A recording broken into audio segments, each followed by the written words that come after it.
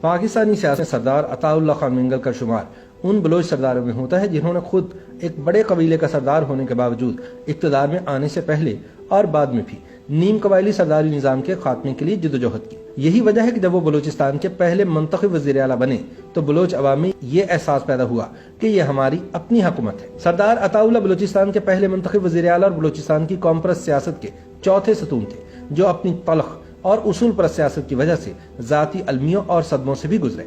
عطا اللہ مینگل کی پیدائش خوزدار کے علاقے وڈ میں سردار رسول بخش مینگل کے گھر میں ہوئی۔ ان کا تعلق شاہزئی مینگل قبیلے سے تھا جس کے وہ سردار بھی بنے۔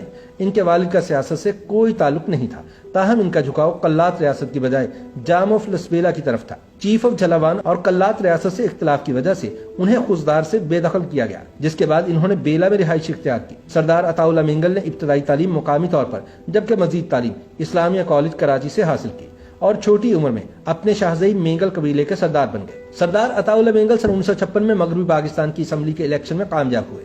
2 سال کے بعد صدر اسکندر مرزا نے آئین کو معطل کر کے مارشل لاء کا نفاذ کر دیا اور یوں جنرل ایوب خان اقتدار پر قابض ہو گئے۔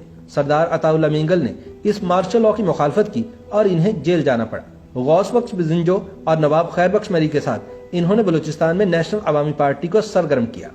1962 کے عام انتخابات میں وہ قلات ڈویژن سے اور نواب خیر بخش مری کوئٹہ ڈویژن سے منتخب ہوئے۔ اس دوران انہیں ریاست سے غداری کے الزام میں گرفتار کیا گیا، لیکن چند ہفتوں بعد رہا کر دیا گیا۔ سرکار کی مدد سے ایک بزرگ کرم خان مینگل کو شاہزئی مینگل قبیلے کا سردار مقرر کر دیا گیا، لیکن قبیلے کے لوگوں نے حملہ کر کے انہیں قتل کر دیا، جس کے بعد عطا اللہ، ان کے بزرگ والد رسول بخش مینگل اور بھائی مہر اللہ مینگل کو گرفتار کر لیا گیا۔ پولیس قتل کے وقت ان کی موجودگی کو ثابت نہ کر سکی، جس کے نتیجے میں انہیں رہا کرنا پڑا اور ان کی سرداری بھی برقرار رہی۔ نیشنل عوامی پارٹی کے پلیٹ فارم سے انہوں نے سن 1970 کے عام انتخابات میں حصہ لیا اور نواب خیر بخش مری، غوث بخش بزنجو اور ان پر مشتمل ٹرائیکا نے ان کے وزیر اعلیٰ ہونے کا فیصلہ کیا اور یوں وہ بلوچستان کے پہلے منتخب وزیر اعلیٰ بن گئے۔ ان انتخابات سے قبل بلوچستان کو صوبے کی حیثیت حاصل نہیں تھی۔ انہی کے دور میں نواب خیر بخش مری نے بلوچستان سے سرداری نظام کے خاتمے کی قرارداد پیش کی، جس کی انہوں نے حمایت کی، لیکن فیصلہ چونکہ وفاقی حکومت کے اختیار میں تھا لہٰذا یہ وفاقی حکومت کو بھیجی گئی، لیکن بھٹو حکومت نے اس پر عمل نہ کیا۔ بعد ازاں بھٹو حکومت سے سیاسی اور انتظامی معاملے پر مینگل کے اختلافات پیدا ہو گئے۔ اگلا واقعہ یہ ہوا کہ عطا اللہ مینگل نے 5500 غیر مقامی ملازمین کو بلوچستان سے بے دخل کر کے واپس بھیج دیا، جن میں 2500 سے زائد پولیس کے تھے۔ اس کے بعد بلوچستان دیہی محافظ کا قیام عمل میں لایا گیا۔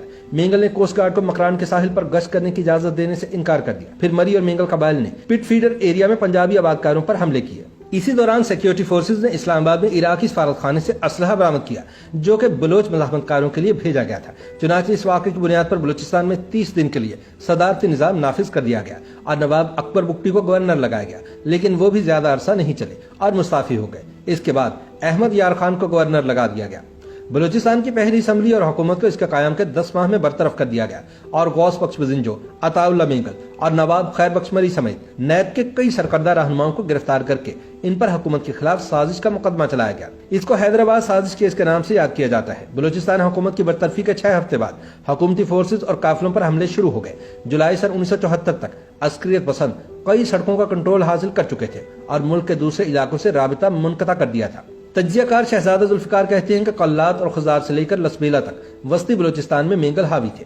منظرنامے میں تب تبدیلی آئی جب پاکستان ایئر فورس نے 3 ستمبر سن 1974 کو چملانگ میں حملہ کیا، جس میں 125 عسکریت پسند مارے گئے اور 900 کے قریب کو گرفتار کر لیا گیا۔ سردار عطا اللہ مینگل سیاسی سفر میں ذاتی صدمہ دیکھنے والے پہلے سیاستدان تھے۔ جب وہ کراچی میں اسیر تھے تو ان کے بیٹے اسد مینگل کی گمشدگی کا واقعہ پیش آیا۔ اسد کا شمار بلوچستان سے جبری گمشدہ پہلے کارکنان میں ہوتا ہے۔ سن 1977 میں جنرل ضیاء الحق نے ذوالفقار علی بھٹو کی حکومت کا تختہ الٹ کر ملک میں مارشل لاء نافذ کر دیا۔ انہوں نے بلوچ رہنماؤں کی طرف نرم رویہ رکھا۔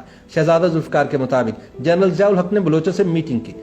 ضیاء الحق نے کہا کہ ان سے ظلم و زیادتی ہوئی ہے، جس کے بعد گرفتار لوگ رہا ہوئے اور سیاسی درجہ حرارت معمول پر آ گیا۔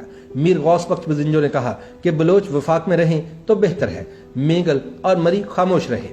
عطا اللہ مینگل لندن اور خیر بخش مری افغانستان چلے گئے۔ انہوں نے ایک دوسری راہ اختیار کی اور اپنے لوگوں کو افغانستان بلا لیا۔ لندن میں عطا اللہ مینگل نے سندھی اور بلوچ قوم پرستوں پر مشتمل ورلڈ بلوچ آرگنائزیشن قائم کی۔ بزنجو پاکستان میں رہے اور BNP کا قیام عمل میں لائے۔ سردار عطا اللہ مینگل سن 1996 میں وطن واپس آ گئے۔ انہوں نے BNP کی تشکیل کی۔ سن 1997 کے عام انتخابات میں BNP اکثریتی پارٹی بنی اور ان کے بیٹے سردار اختر جان مینگل وزیر اعلیٰ بنے اور وہ خود عملی سیاست سے ریٹائر ہو گئے۔ जनरल परवेज मुशर्रफ के दौरे हुकूमत में पाकिस्तान भर की कौम परस्त जमातों ने पूनम नामी कौमी इत्तेहाद तश्कील दिया तो सरदार अताउल्लाह मेंगल कुछ अरसे बाद दोबारा सियासत में आए और इस इत्तेहाद के सरबराह भी बने। लेकिन नवाब अकबर बुगटी की शहादत और बलूचिस्तान में फौजी ऑपरेशंस के बाद अख्तर मेंगल की गिरफ्तारी से इनके मिजाज में तल्खी आ गई और इनका मौक़िफ़ मीडिया से लापता हो गया। जिंदगी के आखिरी दिनों में इन्होंने मीडिया से कतई ताल्लुक कर लिया था। ताहम रियासत पाकिस्तान की जानिब से बलोच कौम परस्तों के साथ होने वाली ज्यादतियों पर इनके बेटे सरदार अख्तर जान मेंगल अब भी अपनी आवाज बुलंद कर रहे हैं। YouTube पर गूगली न्यूज देखने के लिए youtube.com की सर्च बार में गूगली न्यूज टीवी टाइप करें। गूगली न्यूज के पेज पर सुर्ख रंग के सब्सक्रिप्शन वाले बटन पर क्लिक करना ना भूलिए। YouTube पेज पर अपलोड होने वाली वीडियो से बाखबर रहने के लिए बेल आइकन पर क्लिक कीजिए। आपको हर नई वीडियो के बारे में नोटिफिकेशन मौसूल हो जाएगा।